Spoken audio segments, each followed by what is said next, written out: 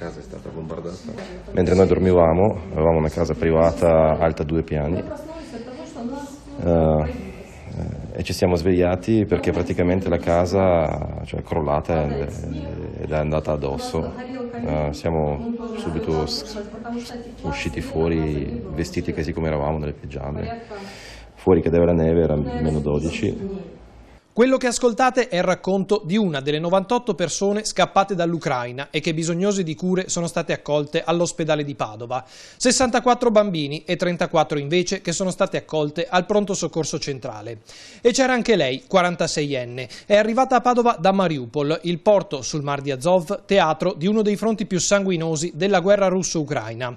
È stata accolta nel reparto di ortopedia perché in città è arrivata con una grave frattura da schiacciamento al femore, procurata dal bombardamento della sua casa e da una trave che le è caduta addosso. Ci sono volute ore prima che qualcuno la soccorresse. Ha atteso con pazienza e ansia e dopo un lungo peregrinare è arrivata all'ospedale di Padova, dove i medici si stanno prendendo cura di lei. Questo era un bombardamento avio. Tutti quelli che vedono le foto della casa vengono sempre stupiti del fatto che loro sono rimasti vivi. La donna oggi è ancora ricoverata, ma è in decisa ripresa. E come lei ci sono altre persone arrivate dall'Ucraina in città. Da Kharkiv, per esempio, è arrivato un uomo di 44 anni colpito ad una gamba dalla scheggia di una bomba, che come lei non avrebbe mai potuto trovare cure adeguate negli ospedali bombardati del loro paese. Dice, sono rimasto solo 24 ore nell'ospedale di Mariupol.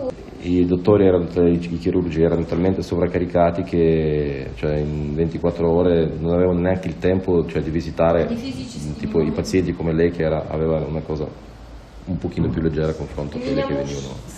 Perché i dottori sono veramente gentili, tutti molto accoglienti, buoni di cuore, generosi. Invece dicevo, vorrei rimettermi a posto, vorrei ancora ballare e fare un giro a Venezia. Altri pazienti però sono arrivati direttamente dall'ospedale di Kharkiv, praticamente raso al suolo dai bombardamenti russi. È stata l'amicizia tra il direttore dell'ortopedia padovana e il suo omologo ucraino a permettere questo ponte di solidarietà che ha portato a Padova una donna 60enne e un ragazzo di 32 anni bisognosi di cure oncologiche.